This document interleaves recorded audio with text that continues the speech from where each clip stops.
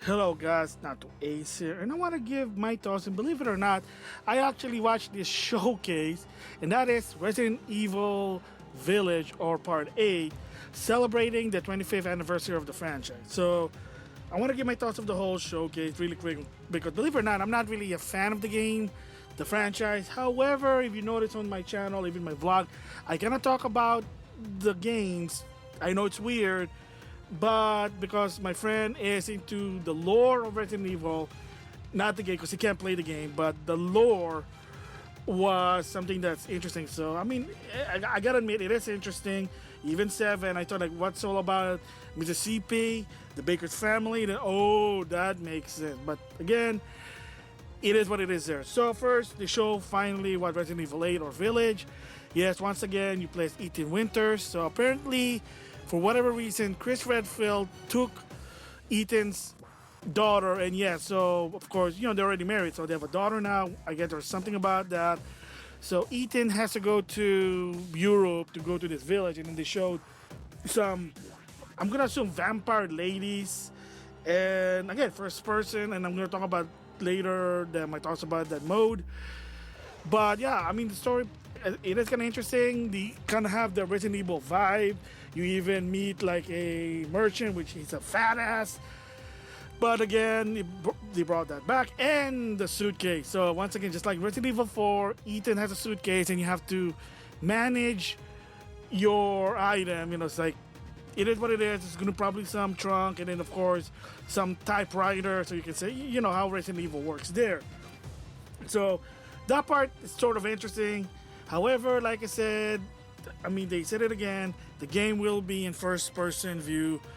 For me, I'm sorry, I can't play it. I have tried playing first-person game, and they just make me dizzy.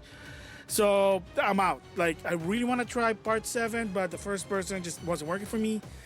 And I know the history behind it, because believe it or not, for people who don't know, Shinji Mikami, the creator of Resident Evil, actually said on the very first Resident Evil for the PlayStation, he actually wanted the game to be first person to have that fear experience, but they couldn't do it with the technology. So you see what it is, and of course later on with Resident Evil 4, it was third person view, which I preferred, and of course they improved that with, well, believe it or not, Resident Evil 2 Remake and Resident Evil 3 Remake. And yes, I played those games, surprisingly hard for me, but again, I played it. Too bad I can't make a recording because, you know, it's Capcom. Of course, if you follow their new copyright rule, it's a different story there, but it is what it is. So, story was interesting. The castle is bigger than 7. My only downside for me personally, like, I would like to try this game, but again, hopefully that there will be a third-person mode in the long run, not at launch, because I know another thing is about Ethan Winters. The whole point of why you don't see his face, like what he looks like, it is supposed to be a mystery who this person is. But there have been a lot of rumbling that they say that in this game, again, people might see who he looks like once you finish the game. But again, I don't know. I don't follow the leaks. Yes, there was like the Capcom leak, unfortunate, and then they even leaked this game. Again, I'm staying out of it because I'm not that in depth with Resident Evil, but this is sort of interesting. So like I said, hopefully in the long run, once like the game itself, which by the way is May the 7th 2021, so it kind of makes sense, that spring lineup there. And of course, normally they said it was on the PlayStation event, was going to be on the PS5 and the Series XS, but now they even said it's going to be also in the PS4 and the Xbox One. Of course, Steam and PC, but you know, PC is a different architect there. So my thoughts on that one first is, in my opinion, I know people can probably get pissed because I'm kind of like a hypocrite, because I was happy with Miles Morales being on the PS4, which is supposed to be a PS5 game. I think this one should have just been a PlayStation 5 and Series XS. Just hear me out about this one. It's because by judge what the game looks like, I think it can show the capability and the visual of the game. And you're trying to put in a last gen, yes, I'm sorry, I consider now PS4 and Xbox One last gen. Well, it is what it is there. they're probably going to hinder that. So that is a bit of my concern a bit for this type of game. Of course, if you know Cyberpunk 2077, look what happened. They're not even going to have the latest version, the PS5 and the Series XS, until late 2021, but that's a different story. And Cyberpunk 2077 the development team were the victim, but CG Project Red, they were dumbass. But again, different story. I already talked about it. But yeah, that's just my concern about it. Also putting in the last gen, but we have to wait and see. Again, May the 7th there. So again, going to be interesting story. I think it's interesting. It's bigger than what's the deal with the Baker family. And then with that also, they actually have a demo coming out called Maiden for the PlayStation 5. Well, Capcom and Sony, they have a good relationship. I mean, Sony Picture, I know, related to Sony, but different division. They're in charge of the animated movie. So, you know, or any Capcom movie. So, but different story there again, there, I know.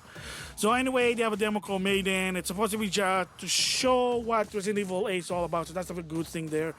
So I'm probably going to check people streaming YouTube because I don't have a PS5. And I'm not going to get one until probably June, but that's me.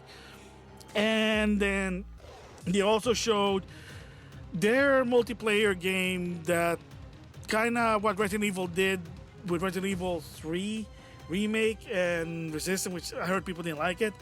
So this is what they call it, RE-verse, and it's like a lot of people said from the leak and the rumor, it's a battle royale Resident Evil game. You get to play all the characters from various Resident Evil game in this one, and it's just you go around shoot other Resident Evil characters. It can be the Tyrant from Resident Evil 2, the Nemesis from Resident Evil 3, the remake one, Jill, Chris Redfield from Resident Evil 7, that look, and then of course Leon and Claire from Resident Evil 2 remake. I mean, my thoughts about that one is I'm probably gonna have fun because, believe it or not, for me, I'm probably one of the black sheep. I actually enjoy Umbrella Corps. I like the run and shooting. Resident Evil survival horror, not really my cup of tea, but I do able to play them. But we'll see if people are gonna like this game because it is just you run around, shoot people. It's a battle royale. I mean, it is what it is there. Then of course they announced about Resident Evil Infinite Darkness. That's already been announced before. If you have Netflix, a Netflix exclusive, animated CG movie by Sony Pictures. Again, like I said before, they have a good relationship.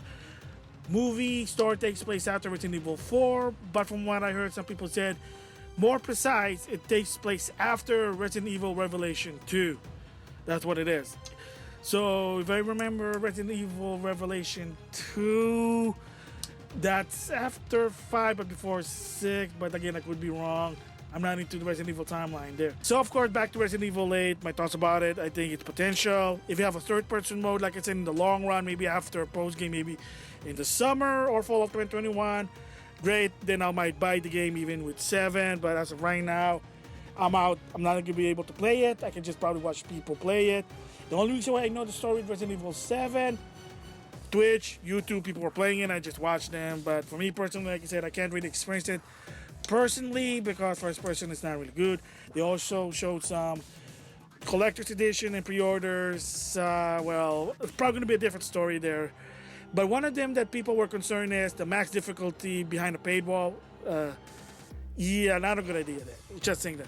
So there you go, my thoughts on the Resident Evil 8 showcase.